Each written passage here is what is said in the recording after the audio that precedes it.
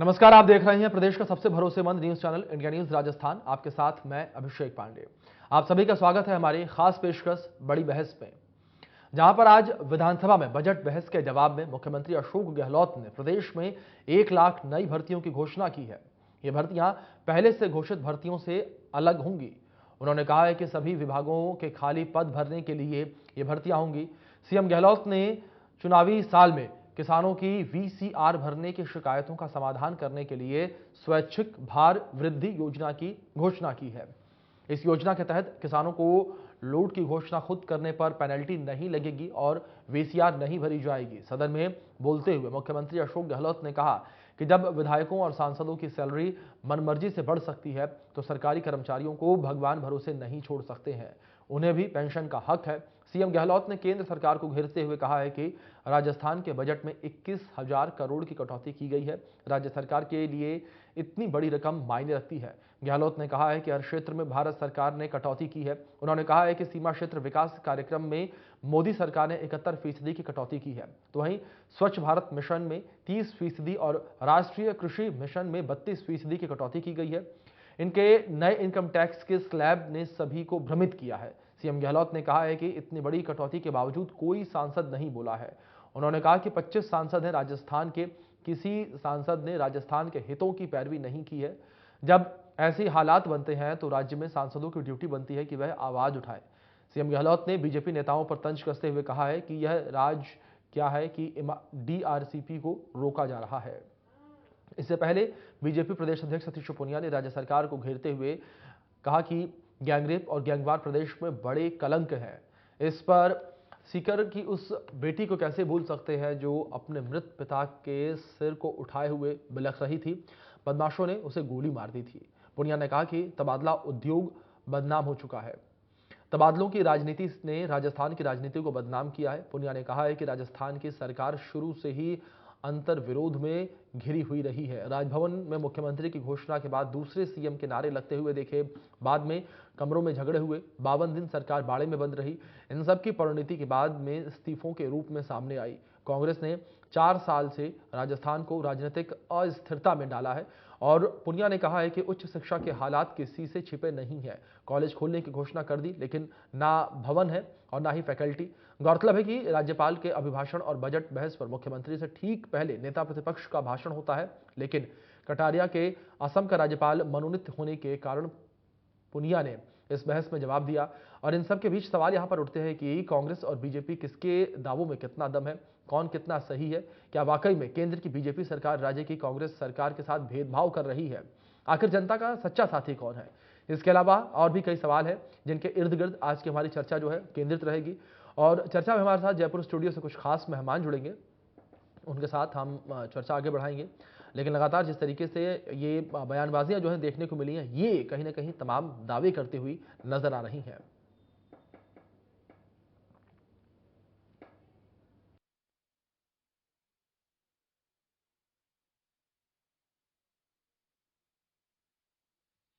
घरों में राजस्थान को कम ट्रांसफर की गई राशि। अब आप सुन के आपको पता नहीं दुख होगा क्या होगा। हमें तो बहुत दुख है, हमें बहुत दुख है कि 19-20 में 10,284 कम कर दिए हमारे ग्रॉस रेवेन्यू। 20-21 में 13,974 कम कर दिए। 21-22 में 12,756 कम कर दिए करोड़। और 22-23 के अंदर 17,755 करोड़ कम कर दिए। और 23-24 में जो एस्टिमेट है 21,267 कम होंगे। कुल मिला के अध्यक्ष महोदय 76,035 करोड़ रुपए कम करें राजस्थान सरकार को दे रहे हैं, भारत सरकार दे रही है। शहरी इलाकों में सड़कें आ रही है, गाँव में सड़कें आ रही है, शानदार। राजस्थान आप नेशनल हाईवे भी बना है, इसमें कोई दो राय नहीं है। परिषद हाईवे, मेगा हाईवे आपकी सोच थी, जब वसुंधरा जी थी तब की सोच थी, उसको हमने आगे बढ़ाया। हम आपकी तरह नहीं है, हम सरकार बदलते ही उल्टे चलने लग जाए। हम सीधे ही चलते हैं पब्लिक इंटरेस्ट के अंदर। इसलिए आगे बढ़ते हैं कि आज state highways, mega highways, district major roads, village roads जिसमें जाल बिछ रहा है, उसके कारण से आज 1,20,437 करोड़ रुपए कैपिटल एक्सपेंडिचर हम लोग कर रहे हैं राजस्थान के अंदर। और भारत सरकार जो है एनपीए देके पैसा जमा करा रही है शेयर मार्केट के अंदर। देखा नहीं अडानी जी का शेयर नीचे आ गया। अब तो मालूम पड़ेगा दीदी जो पैसा जमा है हमारा सबका देश भर का, वो ट्रस्ट के अंदर वो जमा कहाँ कराया गया है देश के अंदर, बैंकों में और LIC में, पता नहीं किन की संस्थाओं में, म्यूचुअल फंड के अंदर। अब मालूम पड़ेगा आपको। पर मैं ये कहना चाहूंगा कि अगर मान लो ये पैसा जो है जमा है वो बर्बाद हो जाता, अगर मान लीजिए अडानी साहब की तरह कोई हालत नीचे हो जाता तो क्या होता। आपने अडानी जी को लेकर भी अपनी सरकार में आप लोगों ने अडानी साहब को दिया कोल ब्लॉक दिया, स्टेट गवर्नमेंट का कोल मिला हुआ अध्यक्ष महोदय, अलॉटमेंट हुआ स्टेट गवर्नमेंट को, आपने अडानी जी के साथ में MOU किया, सबने मिलकर उसका मुकाबला किया। आपने यहाँ पे भी मीन बैग निकाल दी। आपका आप भूल जाते हो क्या? नदी गंगा के किनारे लाशें पड़ी भूल जाते हैं आप लोग, गंगा में बैठी लाशें भूल जाते हैं आप लोग, भूल जाते हो क्या? नहीं किया आप लोगों ने। ऑक्सीजन से तुम लोग मरे हैं, केंद्र सरकार को ये देश कभी माफ नहीं कर सकता, इतने लोग मरे हैं ऑक्सीजन के। 11 वर्षों की अवधि में पृथ्वी की आय में सर्वाधिक वृद्धि गत वर्ष 18.10%, अब इस वर्ष 14.85% रही है।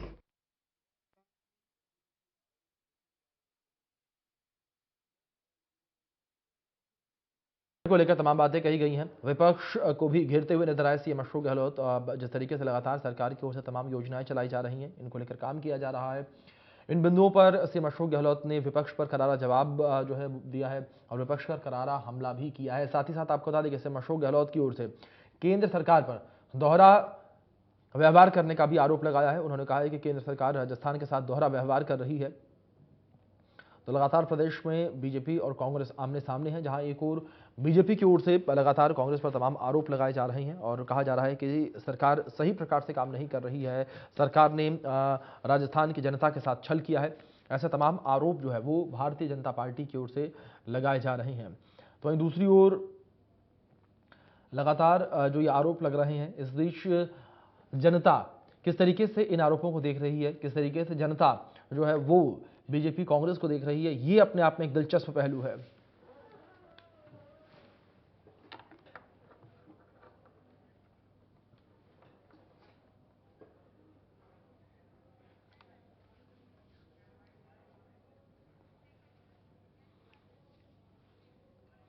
चलिए चर्चा की शुरुआत करेंगे। हमारे साथ दो खास मेहमान जुड़ गए हैं। हमारे साथ प्रतीक सिंह जी जुड़े हैं, कांग्रेस से नेता है। हमारे साथ शैलेंद्र गुर्जर जी जुड़े हैं, बीजेपी से नेता है। चर्चा की शुरुआत प्रतीक जी मैं आपसे करना चाहूंगा।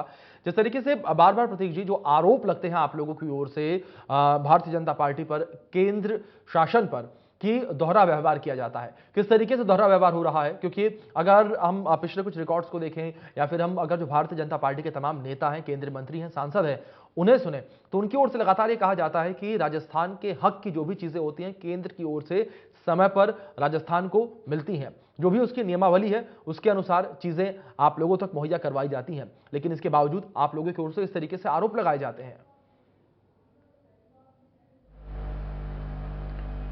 देखिए, सदन में आज मुख्यमंत्री जी बोल रहे थे, बजट की रिफाई कर रहे थे और माननीय मुख्यमंत्री जी ने सिलसिलेवार बताया किस तरीके से जो बजट का जो केंद्र जो अनुदान होता है और राज्य का जो हिस्सा होता है उसको बदल करके किस तरीके से चीजें राज्य के ऊपर थोप दी गई।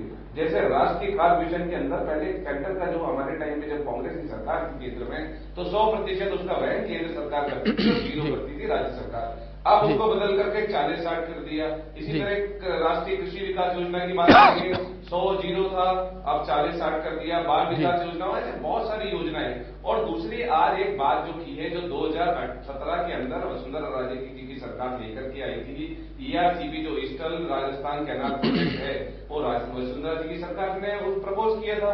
उसके बाद में जब मोदी जी यहाँ चुनावी सभाएं करने आए थे जयपुर में और अजमेर में, तो इन्होंने बार बार चिल्ला करके 13 जिलों का नाम ले लेकर के कृषि को पानी मिलेगा, पीने का पानी मिलेगा, उस पर तो चर्चा ही नहीं हो रही है। और जब दोसा आते हैं तो उसको बोलते हैं कि अब इसको सिंचाई की योजना तो खत्म कर दीजिए, अब इसको पीने के पानी की कर दीजिए। तो आप ये बताइए, अगर सिंचाई की योजना खत्म कर देंगे तो फिर किसान की आय दुगनी कैसे होगी? और क्यों कर दी जाए। हमारे जो हक का पानी है वो राज्य को मिलना चाहिए, 40% 43% जनसंख्या को मिलना चाहिए। तो केंद्र सरकार हमेशा से जो रवैया अपनाती आई है वो राज्यों के साथ इसी तरीके का अपनाती आई है। आप जीएसटी का अनुदान देते नहीं है, बोल देते हैं लोन ले लो उसके ऊपर।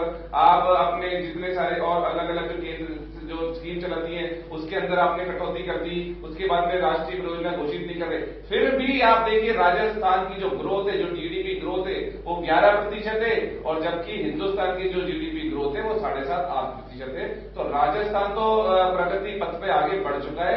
अब किसी के भी रोकने से वो रुकेगा नहीं। भाजपा कितना ही चाहे राजस्थान को पीछे धकेलने की कोशिश कर ले, राजस्थान आगे बढ़ता रहेगा। चलिए ठीक है, शैलेंद्र जी आपका रुख करूंगा मैं। बार बार ये आरोप लगते हैं कि राजस्थान की प्रगति जो है उसमें भारतीय जनता पार्टी रोड़ा बनती हुई नजर आती है। केंद्र पर तमाम आरोप लगते हैं, विपक्ष पर भी सवालिया निशान खड़े होते हैं।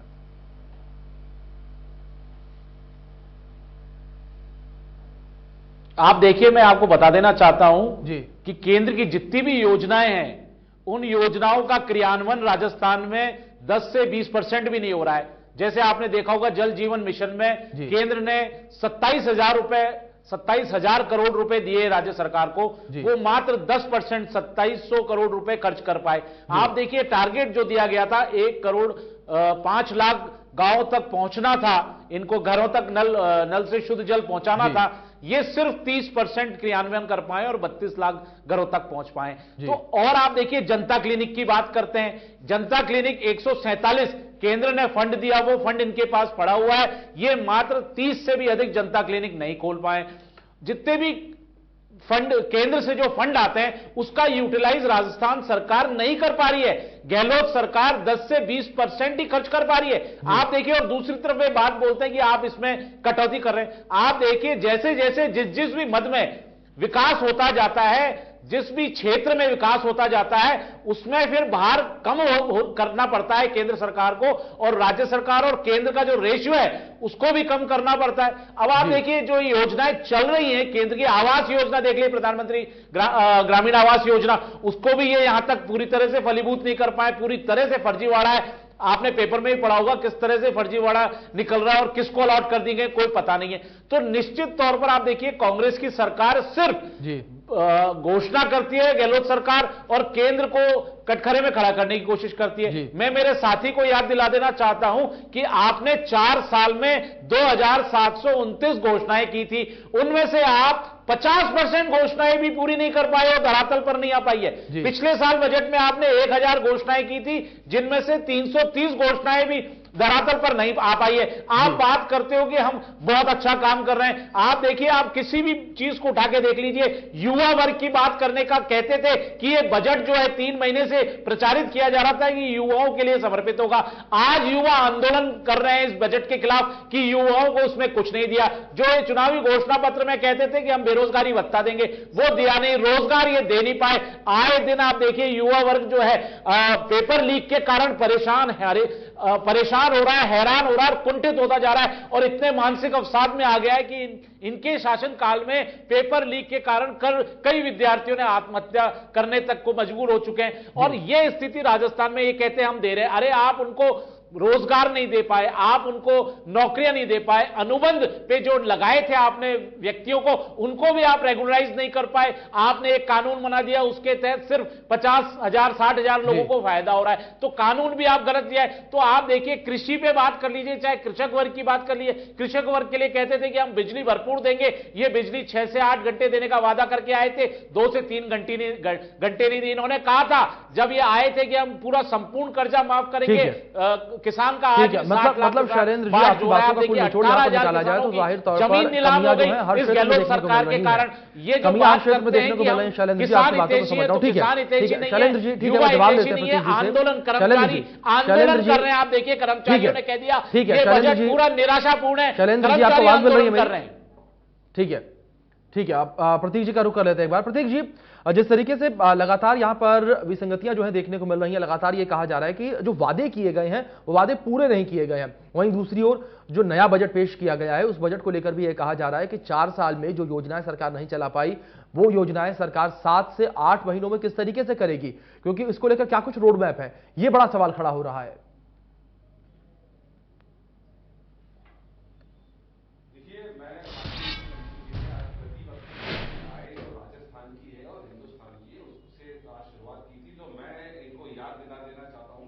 जी 2016-17 में राजस्थान प्रति व्यक्ति आय में 21वें नंबर पे था, 17-18 में 30वें नंबर पे था। फिर हमारी सरकार आई 18 के अंदर, दिसंबर के 18 के अंदर, और हमने वित्तीय प्रबंधन अच्छे से रखा, तो फिर हमारे टाइम पे जब प्रति व्यक्ति आए तो फिर 12वें नंबर पे आ गई। कोरोना काल के बावजूद उछाल करके 10वें नंबर पे आए और अभी राज्य 9वें नंबर पे प्रति व्यक्ति आए में। जीडीपी ग्रोथ इनके टाइम पे 3.5%, 2.5%, 2% इतनी रहती थी। आज राजस्थान की जीडीपी ग्रोथ 11.25% है। दूसरी बात ये कह रहे हैं कि युवाओं को कुछ नहीं दिया, तो आज ही जो बेरोजगार संघ है उन्होंने मुख्यमंत्री जी का धन्यवाद किया है, आप देख लीजिएगा। तो क्योंकि आज 1 लाख नौकरियों का घोषणा की उन्होंने और 2-2.5 लाख नौकरियां दे चुके हैं। बोल रहे हैं कि बजट की घोषणा नहीं की। आप व्हाइट पेपर यही ना, मुख्यमंत्री जी ने विधानसभा के अंदर बोला है हमने 95% जो हमारी घोषणा है उसकी वित्तीय स्वीकृति जारी कर दी है। वित्तीय स्वीकृति जारी करने का मतलब होता है कि उसके पेटे में अकाउंट ओपन हो गया है।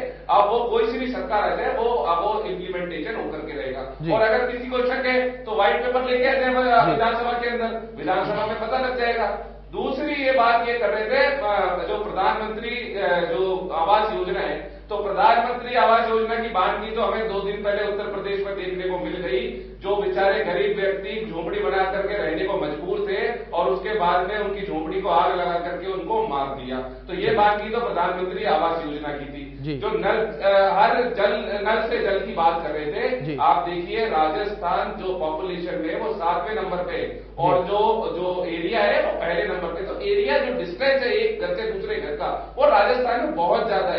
इसी वजह से ठीक है प्रतीक जी, जो नल से जल की योजना है, प्रतीक जी नल से जल की योजना है, उसको लेकर मैं आऊंगा आपके पास लगातार। ठीक है, दावे यहां पर किए जा रहे हैं कि सरकार की ओर से काम किया जा रहा है, 90% जो वादे किए गए थे वो पूरे कर लिए गए हैं 4 सालों के अंदर ही, 5वां साल इस वक्त चल रहा है। लेकिन शैलेंद्र जी, एक आरोप यहां पर जो बड़ा लगता है आप लोगों के ऊपर, वही लगता है कि हिंदू मुस्लिम करके आप लोग सत्ता में आए, हिंदू मुस्लिम करके आप लोगों का, युवाओं का, बेरोजगारों का ध्यान भटका देते हैं और लगातार इस वजह से जो लोग हैं, जो प्रदेश की जनता है, जो अन्य प्रदेशों की जनता है, वो गुमराह हो रही है भारतीय जनता पार्टी के नेताओं की वजह से।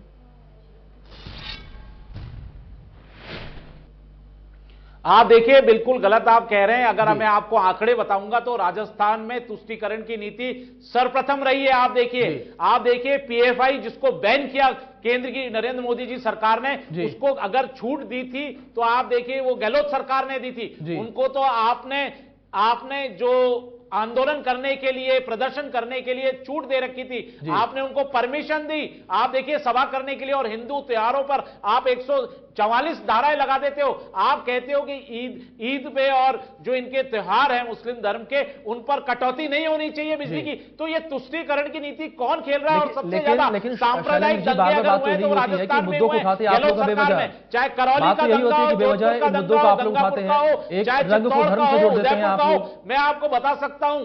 लेकिन शैलेंद्र जी, जो रंग को धर्म से जोड़ने की बात सामने आती है, उसको लेकर आप क्या गलत कहते हैं? क्या एक रंग कांग्रेस, क्या केवल एक रंग जो है वो धर्म को डिफाइन कर सकता है?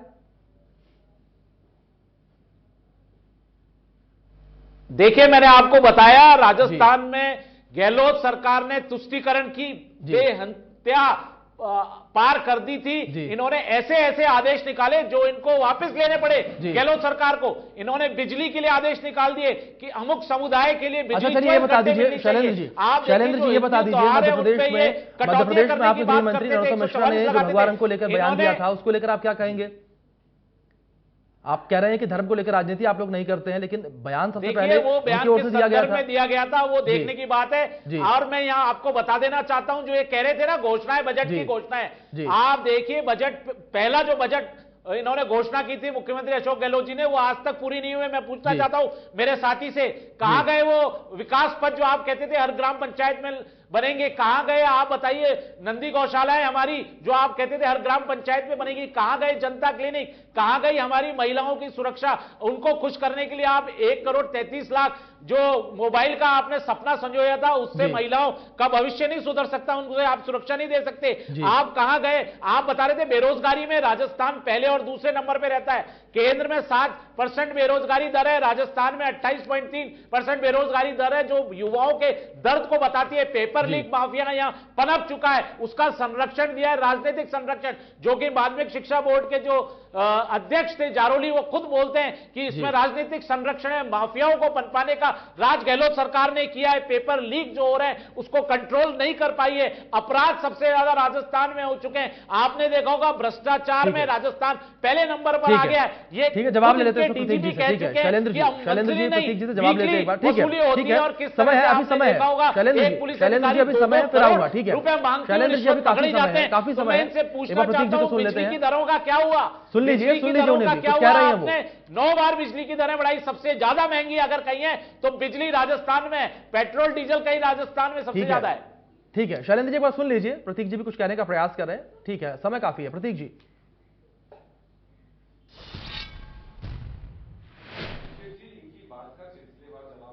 ये कहते हैं कि हमने पीएफआई को परमिशन दी, तो पीएफआई को परमिशन जब मिली थी जब उस पर बैन नहीं था। अगर वो आतंकवादी गतिविधियों में लिप्त था तो उसके ऊपर बैन लगाने में इतनी देरी क्यों की गई, ये बताने का तो सर। अरे आप तो बैन कर ही नहीं सकते थे, आपने तो बैन करने की हिम्मत ही नहीं थी।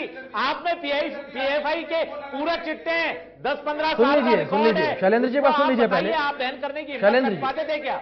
शैलेंद्र जी सुन लीजिए, पहले सुन लीजिए एक बार आराम से, सुन लीजिए जवाब, फिर उसके बाद दीजिएगा आप। तब तक आप अपना जवाब भी तैयार कर सकते हैं आराम से। प्रतीक जी, दूसरी बात जो एक उदयपुर में एक घटना हुई थी जो बिल्कुल निंदनीय है, कन्हैया लाल जी की जो हत्या हुई थी, वो उनकी फोटो किनके नेताओं के साथ वायरल हुई? बीजेपी के नेताओं के खिलाफ। जो इनके एमएलए हैं वहां से, जो लीडर ऑफ अपोजिशन थे, उनके साथ में उनकी फोटो आई। वो अल्पसंख्यक विभाग के इनके मेंबर नेता थे, कांग्रेस इनके भाजपा के जो नेता थे जिन्होंने जो हत्या में लिप्त थे।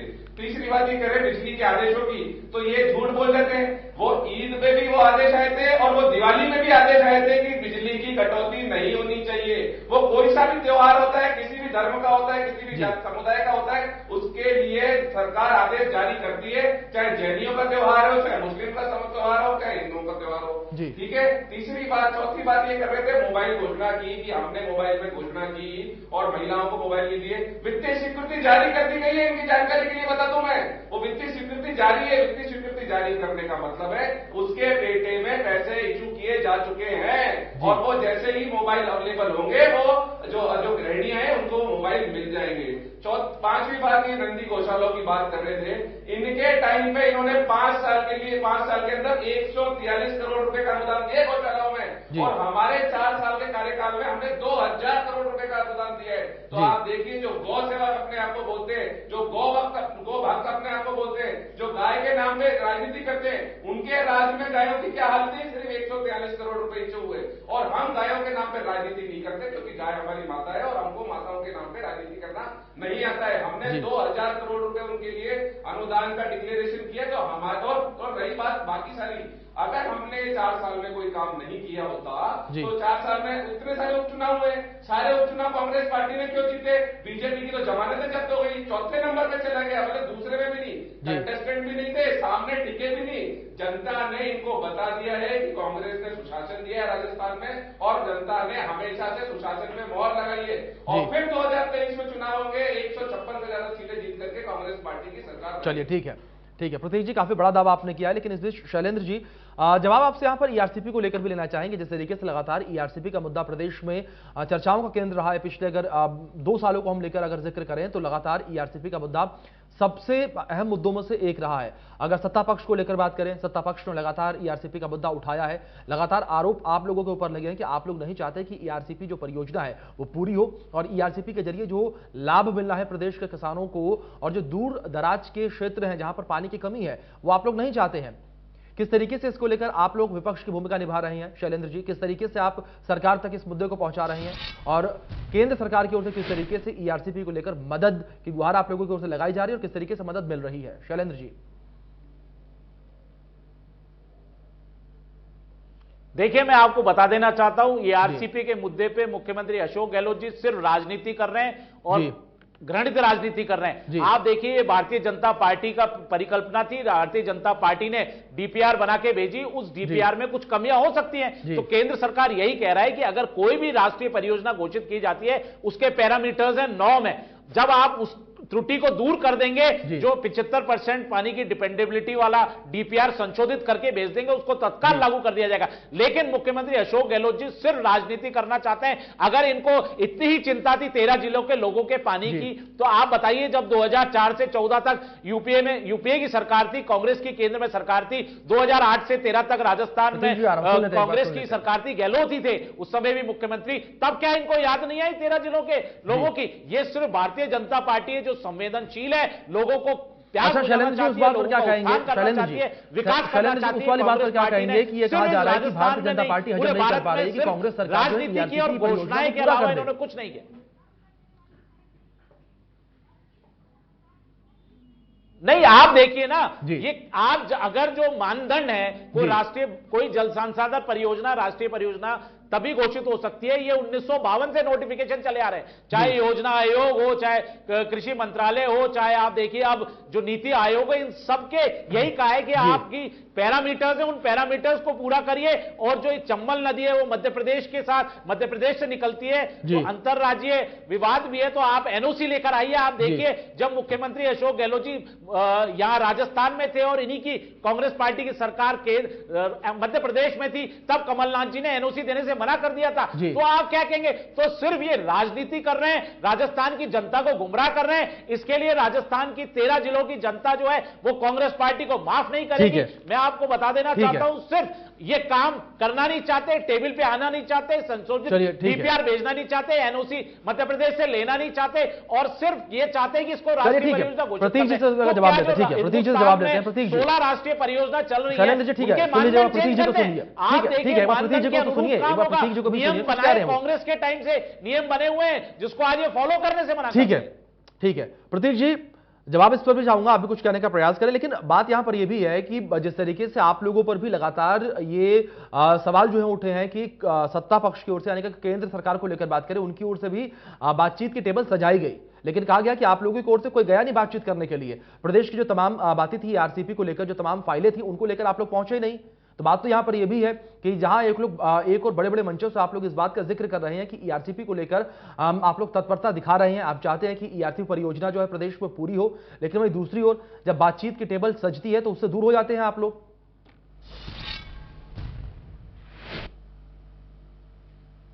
देखिए, शैलेंद्र जी अभी फिर झूठ बोल रहे और दावे के साथ बोलता हूं, अगर वो मेरे दावे को गलत कर दे तो राजनीति छोड़ दूंगा मैं जी। केंद्रीय जल संसाधन मंत्रालय की एक कंपनी है, उस कंपनी ने ये रिपोर्ट दी है मंत्रालय को कि डीपीआर में कोई कमी नहीं है, इस डीपीआर में भी राष्ट्रीय परियोजना घोषित की जा सकती है।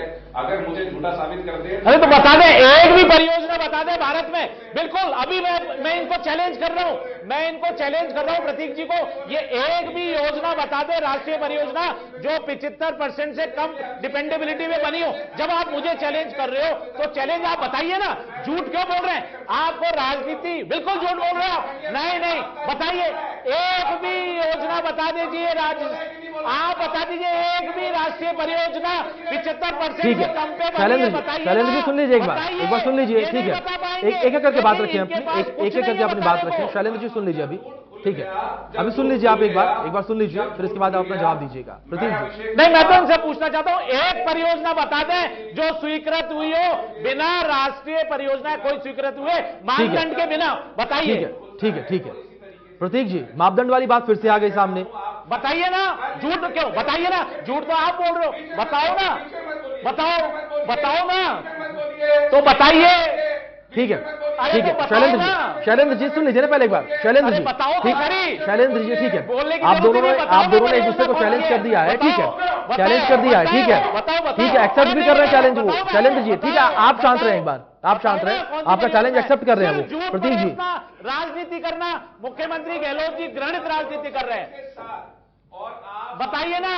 अरे सुन लीजिए पहले, प्रतीक जी को सुन लीजिए एक बार। शैलेंद्र जी, आपको दे दूंगा वो रिपोर्ट जो कंपनी ने, जो भारत सरकार का जल संसाधन मंत्रालय की कंपनी है, उसने ये रिपोर्ट दी है कि जो यहां से डीपीआर बन के गई है वो बिल्कुल सही है, उसके ऊपर राष्ट्रीय परियोजना घोषित हो सकती है। और नहीं तो आप आप कल दोबारा से इस बात पर बहस रख लीजिए, मैं अब वो कागज लेकर के आ जाऊंगा और शैलेंद्र जी को बोल देना मेरे को झूठा साबित कर दे। शैलेंद्र जी सुन लीजिए, मैं भी आ रहा हूं, अभी सुन लीजिए, थोड़ी देर सुन लीजिए। जब जनशक्ति, जब हम अपने दम पर, हम हमारे दम पे हमारी परियोजना पूरी करने की हमने बात कर दी, तो जल शक्ति मंत्री कौन होता है ये बोलने के लिए कि आप काम बंद कर दीजिए लेटर लिख करके?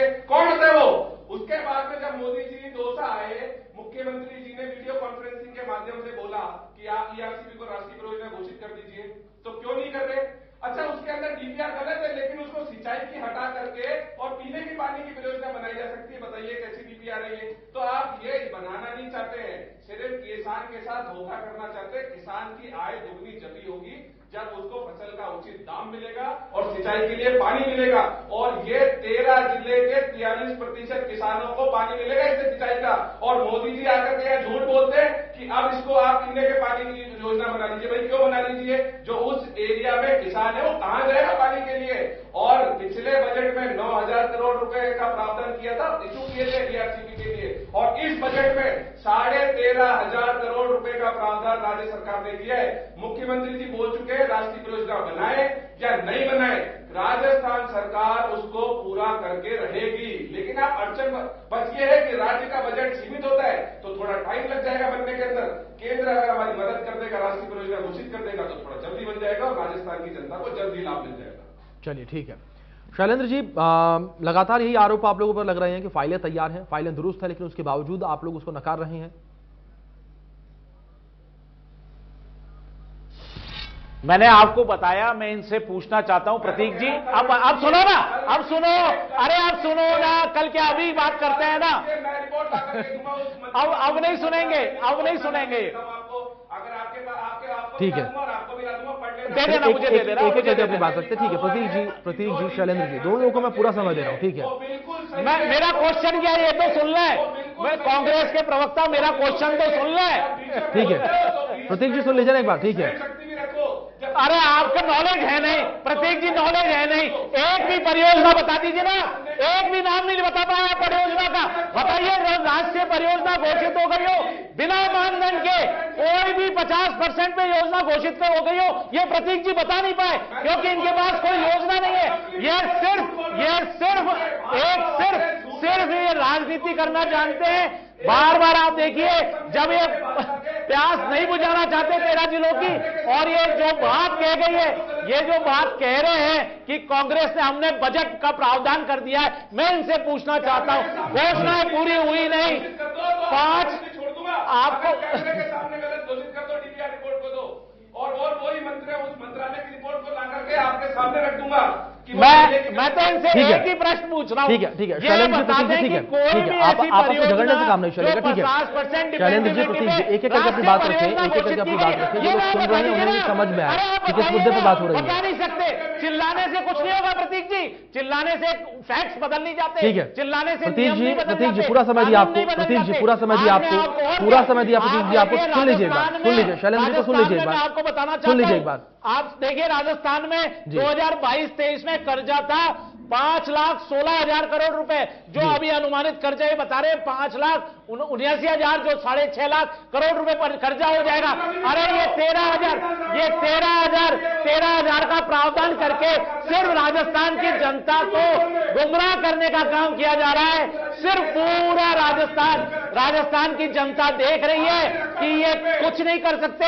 मुख्यमंत्री अशोक गहलोत जी घोषणावीर हैं, सिर्फ घोषणा करना उनका काम है। ऐसे में आपकी बात समझ में आ रही है, शैलेंद्र जी की बात समझ में आ रही है। भारतीय जनता पार्टी की योजनाएं, चाहे भामाशाह हो उसका नाम बदल दिया चिरंजीवी, चाहे अन्नपूर्णा रसोई हो उसका नाम बदल दिया इंदिरा, तो इनके पास कोई ना विजन है ना नीति है, इसीलिए कांग्रेस को पूरे हिंदुस्तान से जनता ने विदा कर दिया है। चलिए ठीक है प्रतीक जी, आपका रुख करूंगा। ठीक है, ईआरसीपी के मुद्दे से थोड़ा सा बाहर निकल कर आते हैं। ठीक है, इस पर भी विवाद जो है लगातार देखने को मिल रहा है प्रदेश में। अब अगर जो बजट की तमाम घोषणाएं की गई हैं, जो बजट पेश किया गया है, उसको लेकर थोड़ी सी बात करते हैं। जो बजट लाया गया है उसको लेकर एक जो लगातार सवाल उठ रहे हैं वो ये कि पिछले बजट को लेकर बात करें, ये कहा जा रहा है कि जो रोजगार के वादे किए गए थे वो वादे पूरे नहीं कर पाई है सरकार। जहां रोजगार देने की बात की जा रही है कि 1 लाख नौकरियां जो है वो साल दी जाएंगी, और दूसरी ओर ये कहा जा रहा है विपक्ष की ओर से 4 सालों में आप लोगों ने 1 लाख नौकरियां दी हैं, जिसमें से 30 से 40 हजार लोगों को ही नियुक्तियां मिल पाई हैं। उसके बावजूद आप 8 महीने में इतना भारी भरकम बजट जो है वो जमीनी स्तर पर किस तरीके से उतारेंगे, और जो तमाम योजनाओं को लेकर जो बातें कही गई हैं, जो जिक्र किया जा रहा है, उसको लेकर आप किस तरीके से काम कर रहे हैं, उसको लेकर क्या कुछ रोड मैप है कि योजनाएं 7 से 8 महीने में ही पूरी हो जाएं?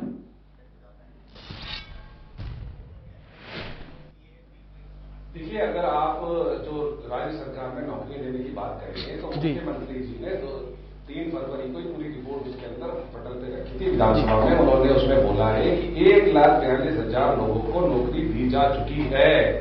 1 लाख नौकरियां देने के अंदर प्रक्रिया दी है और 1 लाख की घोषणा की जा चुकी है। उसके अतिरिक्त आज फिर जब मुख्यमंत्री जी बजट का रिप्लाई दे रहे थे तो 1 लाख नौकरियों की घोषणा की है। और रही बात कैसे पूरी करेंगे कैसे नहीं करेंगे, 2023 का चुनाव आएगा तो पता लग जाएगा कि हमने जनता के उम्मीदों पे, जनता के मुद्दे पे कितना खरे होते हैं। क्योंकि आपने मुख्यमंत्री जी का भाषण सुना होगा कि हमारे यहाँ की योजनाओं आप शायद मेरा सवाल नहीं समझे, प्रतीक जी आप शायद मेरा सवाल नहीं समझे।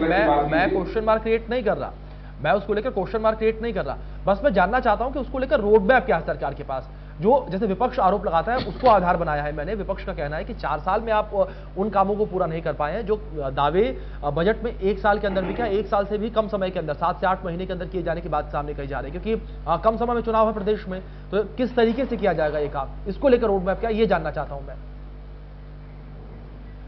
देखिए, नहीं, मैं आपका सवाल समझ गया था, उसी के लिए रिप्लाई दे रहा था। जो घोषणा की गई है उसके लिए बजट के अंदर प्रावधान किया जाता है, और जब बजट के अंदर प्रावधान किया जाता है तो जब वित्तीय समिति के पास, फाइनेंस कमेटी के पास जाएगा, फाइनेंस कमेटी के बाद में अप्रूवल हो जाएगा और उसके ऊपर क्रियान्वयन शुरू हो जाएगा।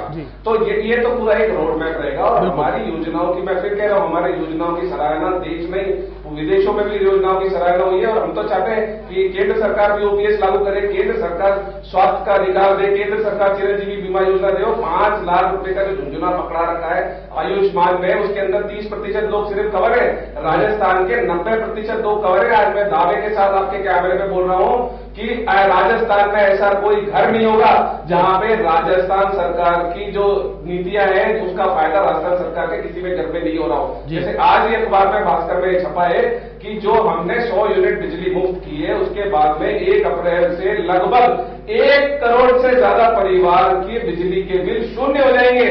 तो आप देखिए कितनी बड़ी राहत दे रहे हो। इन्होंने उज्ज्वला योजना के अंदर लोगों को ठेका दिखा दिया कि भाई हमने आपको सिलेंडर, आपको गैस चूल्हा तो दे दिया, सिलेंडर हम देंगे नहीं। तो राजस्थान सरकार ने फिर वो नीति बनाते हुए उनको 500 रुपए में सिलेंडर देने का वादा किया है, और 1 अप्रैल से उनको 500 रुपए में सिलेंडर मिलेगा। 76 लाख परिवार होते हैं वो। तो राजस्थान सरकार की नीतियों का, योजनाओं का ऐसा कोई घर नहीं है राजस्थान में जिसको फायदा नहीं। इस बजट वाला आप जो सवाल है इस पर मैं आऊंगा, इसको मैं थोड़ा सा मॉडिफाई करके आऊंगा आपके पास। जिस तरीके से आज ही बयान सामने आया है, वेद प्रकाश सोलंकी विधायक है आपकी पार्टी से, उनको जानते होंगे आप, उनकी ओर से एक बड़ी बात कही गई है। उनकी ओर से कहा गया कि अगर बजट से, योजनाओं से सरकार वापस आती तो जो पिछली सरकार थी उसकी ओर से भी ऐसा ही कुछ बजट पेश किया गया था तो वो भी रिपीट कर जाती, यानी कि बीजेपी को लेकर उन्होंने कहा। तो आप ही के पार्टी के नेता, आप ही की पार्टी का जो बजट पेश किया गया, यानी कि आप ही की सरकार की ओर से बजट पेश किया गया, उसको लेकर सवाल निशान खड़ा कर रहे हैं, वो सीधे तौर पर फेस पर चले गए। मुझे पता नहीं वेद प्रकाश जी ने क्या बोला, क्योंकि मैंने सुना नहीं है, लेकिन मैं आपको अच्छा, मैं जनता, प्रतीक जी, जब सरकार, प्रतीक जी मैं आपको बता देता हूं एक बार मौलिक दायित्व होता है कि प्रतीक जी एक बार मैं आपको बता देता हूं कि उनकी ओर से क्या कुछ कहा गया है, वेद प्रकाश सोलंकी की ओर से क्या कुछ कहा गया है। उन्होंने कहा है कि राजस्थान में अगर कांग्रेस को फिर से सरकार बनानी है, यानी कि सत्ता रिपीट करनी है, तो सचिन पायलट को फेस बनाना होगा। उन्होंने कहा है कि जिस तरीके से सीएम अशोक गहलोत हैं, उनके फेस पर सरकार रिपीट कर पाना नामुमकिन सा है या मुश्किल सा है, अगर उनकी बात का निचोड़ निकाला जाए तो। जो उन्होंने कहा है साथ ही साथ बजट को लेकर भी कि अगर बजट के आधारों पर सरकार रिपीट करती तो जो पिछली सरकार थी वो भी रिपीट कर जाती। देखिए, जो भी वेद प्रकाश जी ने कहा है, ये उनकी निजी राय हो सकती है, लेकिन मुझे ऐसा लगता है कि जब सरकार चुन के आती है और जनता वोट देती है, तो ये जनता, जब सरकार का एक उत्तरदायित्व होता है कि मौलिक एक आप ये मान लीजिए उसके ऊपर एक निशान होता है कि उनको जनता की जितने भी सवाल है, जनता की जितनी चीजें जरूरत है, उस पर खरा उतरना होता है जनता के मुद्दे पे। और हम लोग उस पर खरा उतरे हैं, एक से बढ़कर एक स्कीम लेकर के आए हैं, अच्छा काम किया है, जीडीपी ग्रोथ बढ़ाई है, पर कैपिटा इनकम बढ़ाई है। और इसी आधार पे आप देखिए, वसुंधरा जी की सरकार के टाइम पे ज्यादातर उपचुनाव बीजेपी हारती थी, और हमारी सरकार के टाइम पे हमने ज्यादातर उपचुनाव जीते हैं और बीजेपी की जमानत जब्त हुई है। तो आप देखिए, जनता का ये आशीर्वाद दिए ये इस तरीके से, क्योंकि उसके बाद तो अब 2023 में चुनाव होंगे, तो जब 2023 में चुनाव होंगे तो नतीजा सबके सामने आ जाएगा कि राजस्थान की जनता किसको आशीर्वाद देती है। जी चलिए, ठीक है। शैलेंद्र जी, आपका रुख करूंगा, फाइनल कमेंट्स आपसे लेना चाहूंगा 30 सेकंड में। मैं आपको बता दूं कि जो ये बता रहे हैं 2018 का जो चुनाव हुआ था उसमें भारतीय जनता पार्टी और कांग्रेस पार्टी में मात्र 1,70,000 वोटों का अंतर था, 0.5% का। और जो ये बात कर रहे हैं और जो आज कांग्रेस सरकार चल रही है वो बैसाखियों के सारे चल रही है। इनको पूर्ण बहुमत नहीं दिया था राजस्थान की सरकार ने, ये तो तोड़ मरोड़ के इन्होंने किस तरह से सरकार चला रहे हैं। बीएसपी से कांग्रेस में तोड़ लाए, निर्दलीयों को तोड़ रखा है, विधायक जितने भी है कांग्रेस के निर्दलीय उनको लूट की छूट दे रखी है। और जो आज अपराधीकरण राजस्थान में हो रहा है, माफिया इतना जबरदस्त फैल चुका है, पेपर लीक पर ये कुछ काम कर नहीं पाए। युवाओं के बारे में बात कर रहे थे, युवा आज भी रोजगार के लिए तरस रहे हैं। जो ये कह रहे हैं तो 1 लाख जो अभी पाइपलाइन में वही पूरे नहीं होंगे। मैं आपको बता रहा हूं, घोषणाएं तो बात की बात है। तो राजस्थान मतलब शैलेंद्र जी, समय योजनाएं पाइपलाइन में है, चुनावों तक जो पूरी नहीं हो पाएंगे। ठीक है, लगातार आरोप जो है वो लग रहे हैं। और वहीं दूसरी ओर प्रतीक जी की ओर से, यानी कि यूं कहें कि कांग्रेस पक्ष की ओर से, सरकार की ओर से लगातार ये दावे किए जा रहे हैं कि जो वादे किए हैं उनमें से 90% पूरे हो चुके हैं, बचे हुए 10% जो है वो चुनाव होने से पहले पहले खत्म कर दिए जाएंगे, यानी कि पूरे कर दिए जाएंगे। देखना दिलचस्प होगा कि किस तरीके से इन वादों को सरकार पूरा करेगी और किस तरीके से जनता फिर इन वादों को देखती है और फिर किस तरीके से अपनी सरकार का चयन करती है। दोनों मेहमानों का बहुत शुक्रिया। इसी के साथ बुलेटिन में इतना ही। बने रहें इंडिया न्यूज के साथ। धन्यवाद।